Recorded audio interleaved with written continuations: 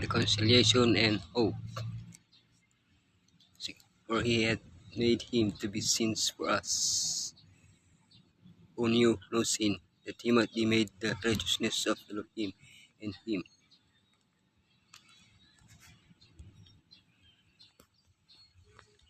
After stating that the cross of Messiah had reconciled heaven and earth, Paul goes on to explain the practical effects for us of this reconciliation. How has this changed us? How did Elohim foresee all of this? What can we do to help others share in reconciliation and gain hope? Reconciliation and hope through the gospel. The effects of reconciliation. From evildoers to saints. Grounded and steadfast. Hope. Bringing hope. The mystery of Elohim. The power of the gospel. Announcing the gospel. The effects of reconciliation. From evildoers to saints. And you, who once were alienated and enemies in your mind by wicked works, yet now he has reconciled in the body of his flesh through death, to present you holy and blameless and above reproach in his sight. The issue is simple. We live doing evil, and therefore we were condemned to eternal death. By ourselves we were incapable of changing this situation or of paying for our salvation. But Elohim had a great plan prepared for us. He died on the cross to pay the price for our sin. Through faith, repentance, and baptism, we are freed from our sin, and are without blemish and blameless before Elohim. Justification. Through the work of the Holy Spirit, our lives are gradually transformed and we become holy before Elohim. Sanctification. Grounded and steadfast. If indeed you continue in the faith, grounded and steadfast, and are not moved away from the hope of the gospel which you heard. We have already been justified, we are being sanctified, but the journey is not yet over. We run the risk of straying and not reaching the goal. That is why Paul advises us on three things. Continue in the faith. Be persistent like Peter was when, after being released from prison, he knocked on the door until it was opened to him. Grounded.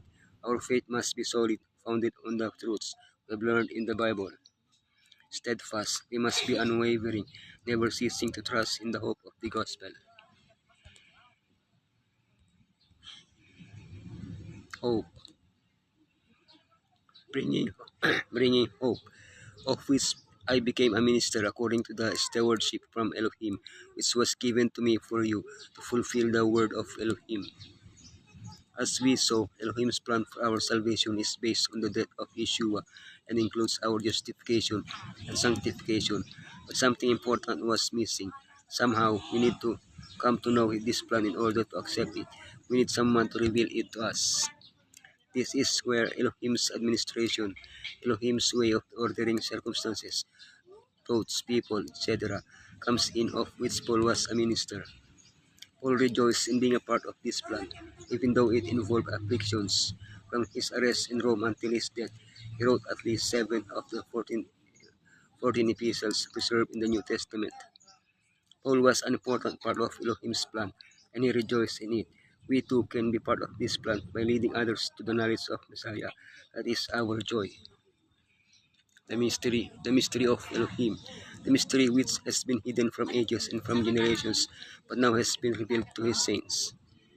Paul speaks of a mystery that has been revealed to the church after the resurrection of Messiah. Until then, there had only been glimpses of it. But what is this mystery? Messiah is in you, the hope of glory. It was devised before the foundation of the world. It was partially communicated to the angels. A first glimpse was given of Adam and Eve. It was revealed to the prophets. Jesus first revealed it to the Jews. Then it was fully revealed to all men. There are still stages to unfold in this mystery. Now we live in the hope of being glorified. What a change! What a mystery! Sinful people are justified, sanctified, and glorified with the redeeming blood of Yeshua. This mystery will continue to be a subject of study for all eternity.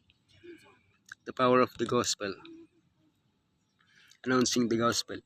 Him we preach, warning every man and teaching every man in all wisdom, that he may present every man perfect in Messiah Yeshua.